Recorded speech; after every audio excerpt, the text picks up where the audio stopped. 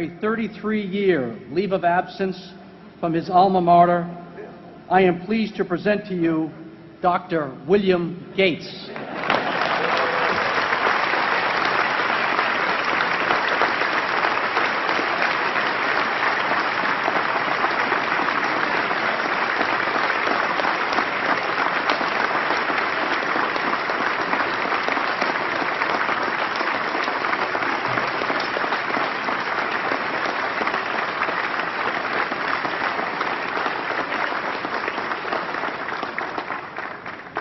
Thank you. President Bach, former President Rudenstein, incoming President Faust, members of the Harvard Corporation and the Board of Overseers, members of the faculty, parents, and especially the graduates.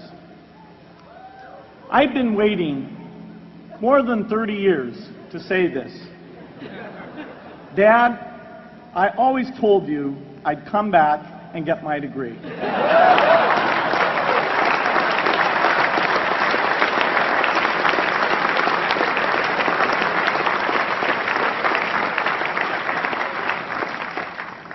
I want to thank Harvard for this honor. I'll be changing my job next year, and it will be nice to finally have a college degree on my resume.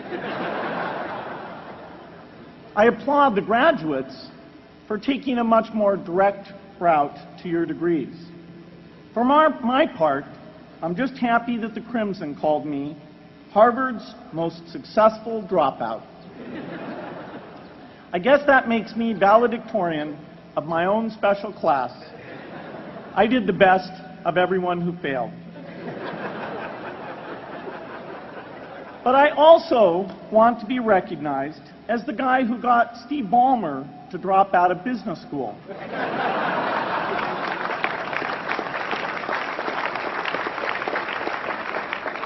I'm a bad influence. That's why I was invited to speak at your graduation. If I'd spoken at your orientation, fewer of you might be here today.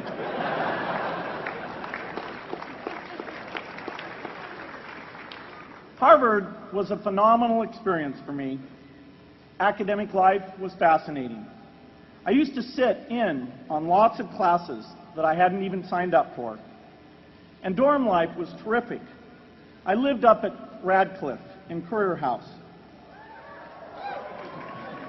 There were always a lot of people in my dorm room late at night discussing things because everyone knew that I didn't worry about getting up in the morning.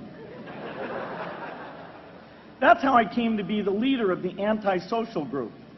We clung to each other as a way of validating our rejection of all those social people.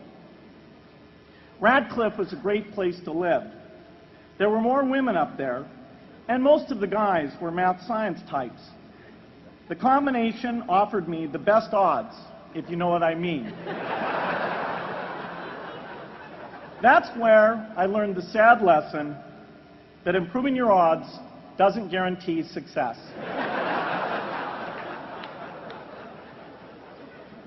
One of my biggest memories of Harvard came in January 1975 when I made a call from Currier House to a company in Albuquerque, New Mexico that had begun making the world's first personal computer. I offered to sell them software. I worried they would realize I was just a student in a dorm and hang up on me. Instead, they said, "We're not quite ready. Come see us in a month," which was a good thing because we hadn't written the software yet. From that moment, I worked day and night on the extra credit project that marked the end of my college education and the beginning of a remarkable journey with Microsoft. What I remember above all about Harvard was being in the midst of so much energy and intelligence. It could be exhilarating, intimidating, sometimes even discouraging, but always challenging. It was an amazing privilege, and though I left early, I was transformed by my years at Harvard, the friendships I made, and the ideas I worked on. But taking a serious look back, I do have one big regret.